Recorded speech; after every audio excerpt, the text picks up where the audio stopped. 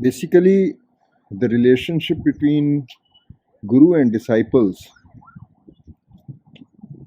is very simple, and it can be very complicated. It is up to the disciple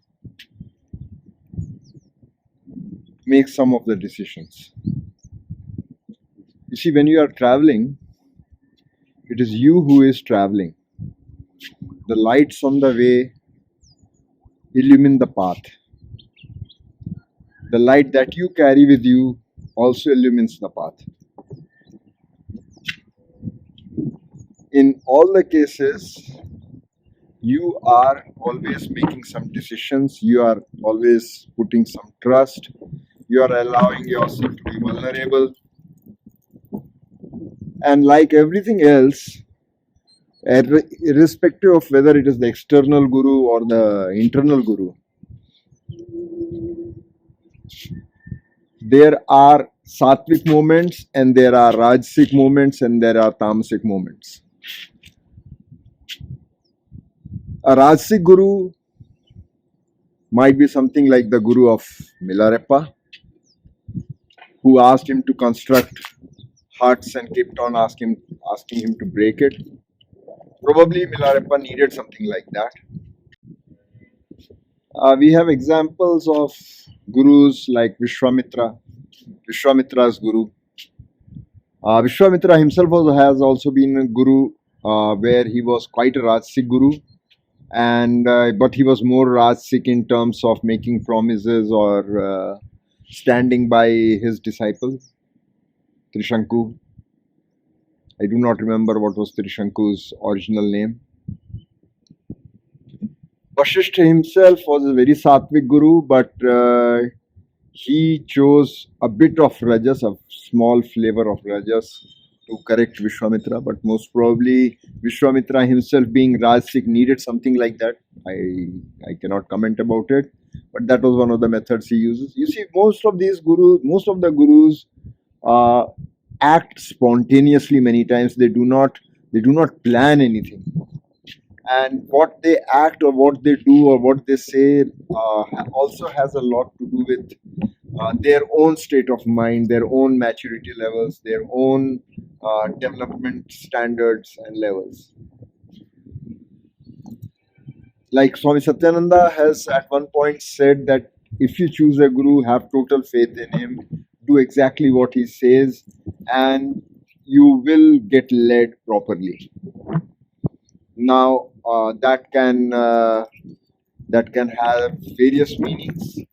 I'm not sure if I would suggest that to anyone, but certainly he was trying to make a point that when you are in a certain situation, it is wise to make a decision whether you want to move forward or by yourself, or you want to be led. And once you make a decision that you want to move forward by yourself, it may be wise to make a quick decision, because many times things that we crib about do not really matter in the long run. I can give my examples. I met a guru in staying in the caves of my early days, and I told him, "Do you know Hatha Yoga? Do you know Shatkarmas? Can you teach me?" He said, "What is there to teach? Just do it." And by that time, I had already purchased neti pots, etc. I had the sutra also, and I said, "Just do it" means I just start doing it. He said, "Yes, do it." And actually, I tried sutra neti. Of course, when I now look back, I think it was not a very wise thing to do. But yes, that's the kind of guru I had met in my initial days, and the whole process was not a very rewarding process. It was rewarding in the sense that now I don't bother about trying new things, and also I do not bother about trying sutra neti. I'm quite sure about what can go wrong or what cannot go wrong. I similarly had another guru who was a householder actually, but staying at the Ganges, at the banks of Ganges, and he had a small cave, and he gave me food, and gave me place to sleep. It was a really small cave.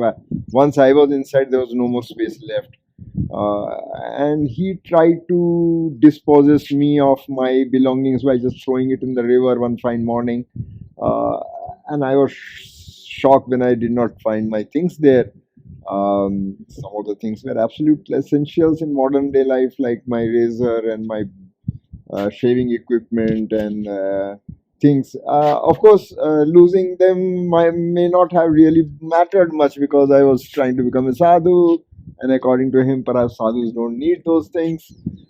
But I had not made that decision, so I was a bit perturbed and I left him. I gathered all my stuff, whatever I could find, and I left him. So there are various gurus, various types of gurus. I think there are sattvic gurus also. There are rajasic gurus also. There are tamasic gurus also. Or rather, you can say the gurus go through the sattvic moments, tamasic moments, and rajasic moments based on the interaction or the dynamics that play out, the energy dynamics that play out between the guru and the disciple. There's nobody to blame. Anybody who does anything wrong will have his karmas to face. And any guru that teaches anything or does anything which can cause harm to the disciple mentally or physically buys into a huge bad karma, I think. Sooner or later, it will come back to him, come back to the body at least, let's say. So, yes, all I can say is there are always moments where it is wise to ask directions from the person in front of you and ensure that if he says anything which is not very dignified or not very wise or not very stable, please excuse yourself and uh, excuse the teacher also perhaps. But yeah, excuse yourself and move off from there. I'm not saying that's not the right person for you. I'm just saying that he is not in his right moments, and he or she sooner or later will really respect you for the decision you may have taken at that time. So yes, be very clear, be very composed, be very stable, play safe. Uh, Gurus, disciples, relationships, all go through ups and downs. There are sattvic gurus. Recently, a guru said that I'm not going to the Ram temple, and the temple puja must be done by shastras. I do not think, and he's a pontiff of a reputed seat of learning. I'm not sure if he did the right thing. I think that was one of his very tamasic moments and very tamasic attitude. These kind of things just need to be ignored. Many of the institutions, very core institutions of the Hindu faith, have lost their relevance to the disciples they are supposed to represent, and they just have a big name and a big what you can say following of their own likes, but the responsibilities that had been given to them by the great Acharya Jagadguru himself, they are no more able to follow because no more able to take care of because they have their attitude has been very tamasic, and the people who they were responsible to lead have just moved out. The institutions that they were supposed to lead have just moved out from them. So what I can say is, uh, you are responsible for yourself. There are four factors. One is the teacher himself, one is the method he adopts, one is the disciple, and one is the institution he represents. All these four play their own roles and make things happen, which sometimes are not very nice. Uh, we have to make decisions whether we want to be part of it, part of those decisions or not. I could always say this pontiff has said that he is never going to go to the Ram temple, so I also will not go, which is a foolish thing to say. If he is saying everything must happen to Shastras, well, nobody has stopped him from worshipping Ram or creating a temple for Ram or using methods as explained in the Shastras. And whatever is there in the Shastras, of course, comes from a very scientific background, but also comes from a consolidated approach. Not every temple may like to follow it. Many temples may like to go through the traditional ways, which I think is perfectly fine. It is for the disciples to decide how they want to worship their God. There's no reason to look down upon something. If the intent is clean, if the intent is pure, uh, God is pleased that He has shown through various Puranas that He bothers about the intent. He does not bother about the process you have followed. Of course, if you are following a certain process, reflects upon the education you have received, and that is always better. That is always nice. But I would say that you have to decide. The disciple has to decide how does he want to move, how fast does he want to move, which direction he wants to move, and what is the price he's willing to pay. I know of many disciples. I would rather not be there in their shoes. I would sometimes I look back and I think I have made many wrong decisions in life.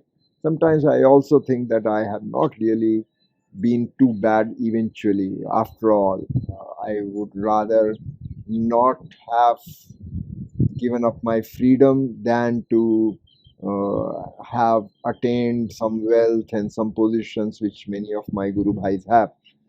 So these are all decisions we have to take. In the next one, I will try to explain about the relationship between Guru and disciple. At the moment, or the only verse that comes to my mind is Agyana Timirandhasya Jnananjana Shalakaya Chakshurun Militam Yena Tasmai Shri Guruve Namah. Guru is one who illumines. The methods he uses, the process he uses, all of that has a great value. He can choose a oil lamp, he can choose a ghee lamp, he can choose a wick made of real cotton, he can choose a wick made of polyester. Uh, Eventually, if it is giving me light, if it is showing me a direction, I think it is worth it. But I would rather have him using a cotton wick and a nice earthen lamp with ghee in it. So, but which one is more important? The disciple can decide. So, I would suggest that be responsible, be safe, and like I said, if you are give it a thought to whatever your teacher says. Don't do it blindly. There are always ways and times where one needs to be composed and stable, and choose stability over the instructions, because that teacher might have his own karma which he might be playing out, and there's no reason to get embroiled and engaged in his results, the results of his karma, which are basically for him. So it's always good to step away for a moment or two and get back when the things are more sober. Hari Om Tat Sat.